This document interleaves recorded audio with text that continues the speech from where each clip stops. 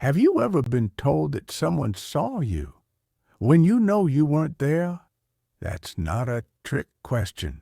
For me, it's real. And the first time it happened, it changed everything. My other self. I haven't shared this story in detail until now.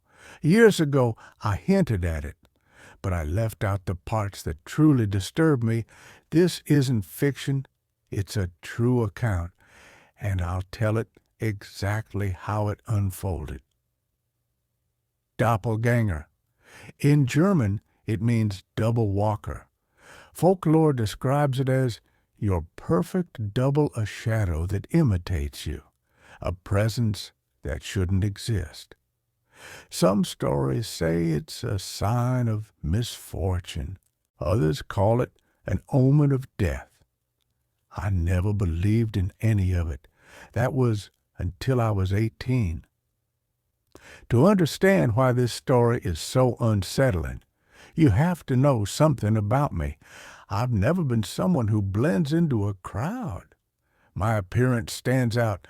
My hair, my eye color, even a scar across my face that makes me hard to forget. Add to that the way I dress, the way I carry myself. And people rarely mistake me for someone else. If you've met me, you remember me, which is why the first encounter shook me to my core. I was living in a city with over 10 million people. The odds of meeting someone who looked exactly like me should have been close to impossible. But one night, a boy I'd been talking to proved otherwise. Yeah, we'd met through a mutual friend, and for weeks we had chatted on the phone almost every night. It was nothing serious, just two young people getting to know each other.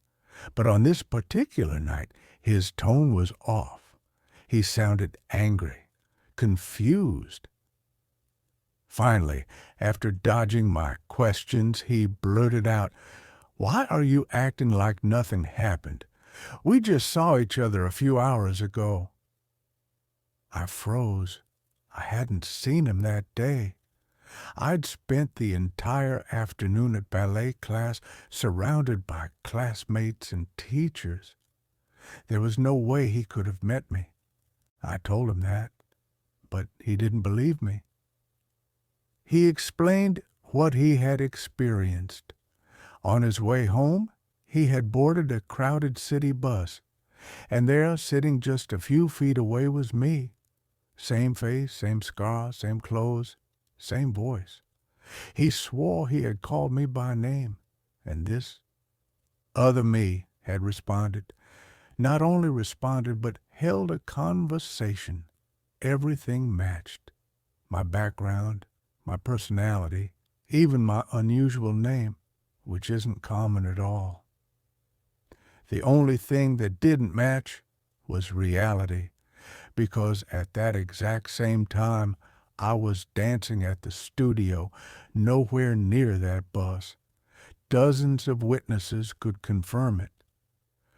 For over an hour, we argued on the phone. He accused me of lying, of pretending not to remember our meeting.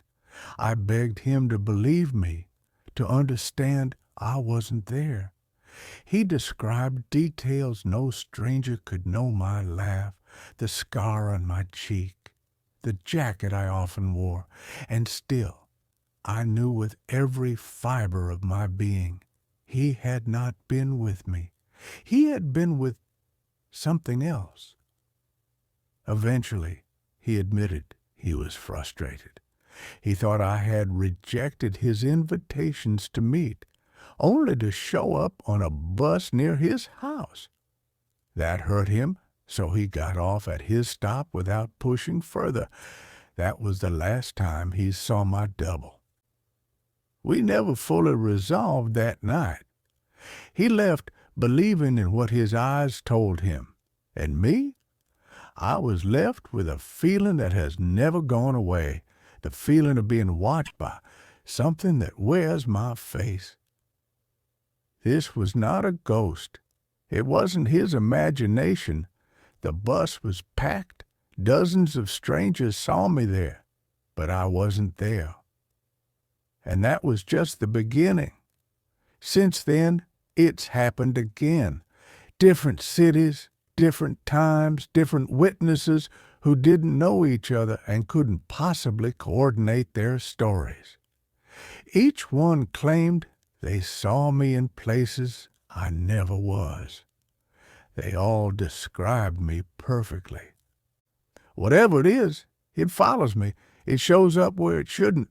It speaks with my voice. It knows my details. And it leaves me with only questions. What is it? Why me? What happens when one day I finally meet it face to face? This was only the first encounter. And if you think it ends here, you're wrong. Because that other me didn't stop at the bus. It would return again in other countries, across oceans, and in moments I could never explain. That was just part one of my story. If you want to hear what happened next, how the double followed me to a different city, how strangers screamed when they saw me, then stay tuned, subscribe, and turn on the notification for part two. Trust me, this gets much darker.